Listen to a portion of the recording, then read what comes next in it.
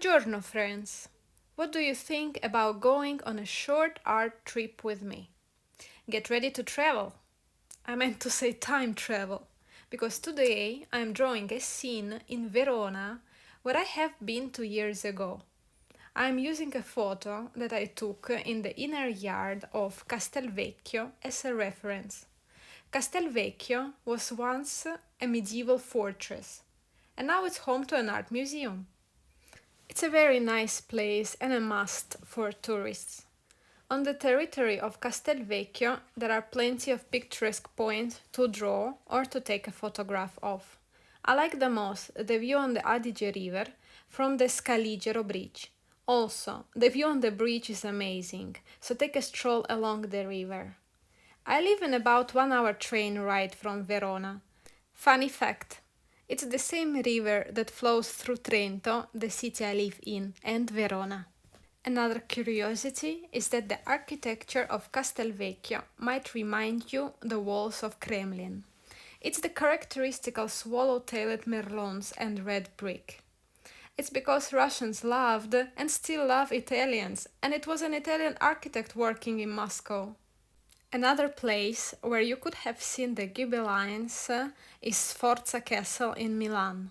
But let's get back to Verona. My head starts spinning from so much travel. I'm not used to it anymore. Let's cross the Adigetto, a large moat once filled with waters of Adige River. The open gates welcome us to the inner yard, and here we are within the massive walls of the fortress. You can feel safe here. The yard might seem empty now, but often here can be seen sculptures and installations during the temporary exhibitions. Once I have seen here amazing works of Igor Mitorai. But what stays in the yard forever is the fountain, with a bucranium with a gold-coated horn. It's a motif you often see in Doric order temples. So I decided to add the ox's head in this sketch, even if in reality the fountain is located to the left, so you don't see it from the point I'm drawing. Let's talk now about the materials I'm using. I made a preliminary sketch with an HB pencil. Then I used Jackson's Indian ink. I applied it with a zebra G-nib. I'm drawing in the Paul Rubin sketchbook with 50% cotton paper. I'm drawing on the side of the paper with fine grain. I haven't tried using the nib on the grainier side. Now I am coloring in the sketch with watercolors from my revamped Van Gogh palette. You might have seen it in my last video. Here we have a mix of Rembrandt and Van Gogh paints. I'm using the brush that comes in the Van Gogh's pocket box. It's a synthetic brush number 6. It doesn't hold a lot of water at all. Not sure I will continue using it in the future, maybe for details only or dry brush effects. I aspire to have a more loose style one day. I think I have to get a softer brush for this, maybe even a mop. I often stuck in the details, especially when I paint at the table. It was different when I was using an easel. Might get one day at some point. It really helps to step away from the painting and see the big picture. To loosen up, one should try to use a timer set for 10 or 15 minutes. It's enough for a sketch. Or go directly with a pen and omit using a pencil. Or maybe, for a really painterly painting, go right in with a brush. Feeling like experimenting? Draw with the left hand if you are right-handed, and vice versa. I tried once doing calligraphy this way. I have no idea where from my left hand grows. Definitely not from a shoulder and really far from my head, because they couldn't properly communicate. As I have said already, I have been to Castelvecchio 2 years ago. To be precise, it was a December afternoon. The grass was still bright green, but you could definitely feel the chilly winter wind. In cold seasons, the fountains are not working. They are drained to protect the pipes, but in summertime you can safely drink from the fontanelle. The bucranium fountain has a special step to allow you to approach the tap. This fountain originally comes from a market squares in Thiene.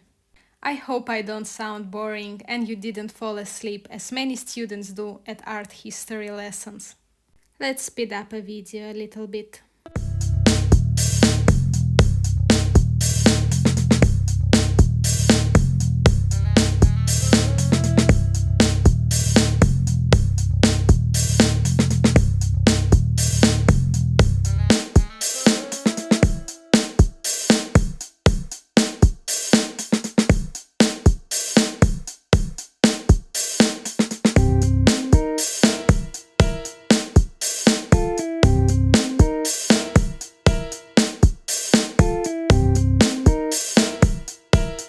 Main subjects of my sketch are the fountain, of course, the clock tower and the moon. I place them in a way they form a diagonal line. Let's imagine how the ox admires the horn-shaped moon.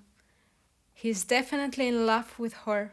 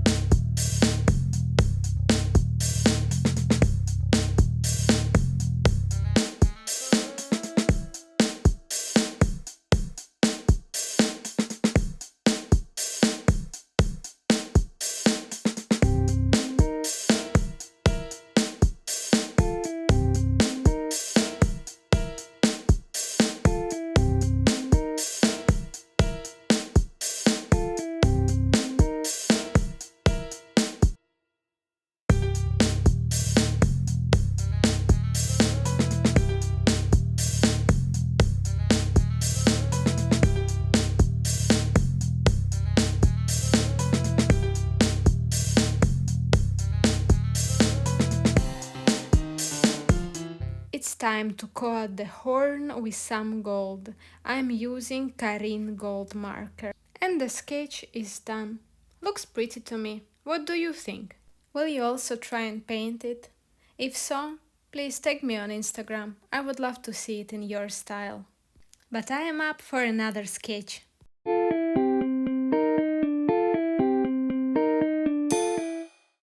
In my last video, that is called Upgrading and Reviewing my new 12+3 Van Gogh palette, I asked for a piece of advice on using white watercolor.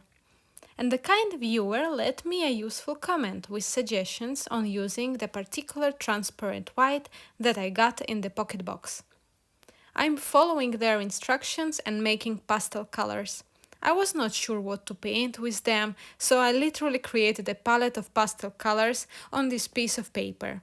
Here I'm using a cellulose paper, so the colors will seem nice and bright. I started with a line work using the same nib and ink from the Verona sketch you saw earlier. I don't care much for the straight lines here, the squigglier the better. Let's fast forward to the coloring process.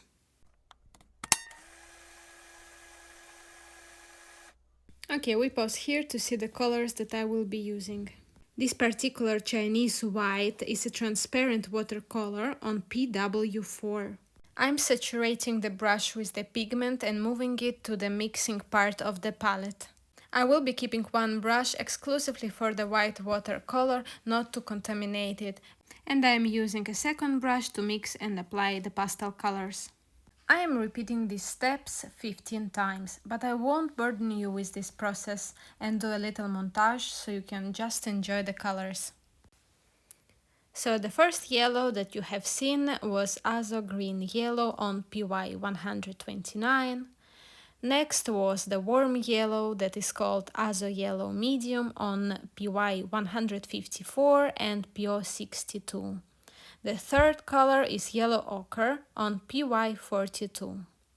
The next column starts with Queen Rose on PV 19. Warm red is Permanent Red Light on PR 254. The last red is Mother Lake Deep on PR 264. The light blue is Cerulean Blue Phthalo on PB15 and PW6. The blue in the middle is ultramarine deep on PB29 that mixes in a very pretty lavender color. The dark blue is indanthrene blue on PB60. The green on the top is viridian on PG7, so it's a hue. Then there is subgreen on PY129 and PG7. Then we have greenish amber that mixes in a very pretty sandy color. Then we have burnt umber on PR101 and PBK6. Then burnt sienna on PR101 and PBK11. And the last pinky color is Venetian red PR101. Let me color everything in and come back to you with some special effects. Let's grab a sheet of paper, a watery mix of watercolor, and do some splashes. I think we also need a few blobs. And even more splashes. And more blobs. And more splashes. What do you think? Did I overdo it? The artwork is done. It's time to sign it. It looks cool. I'm happy with the result. What do you think? I'm up for a chat in the comments sections. Otherwise, see you in the next video.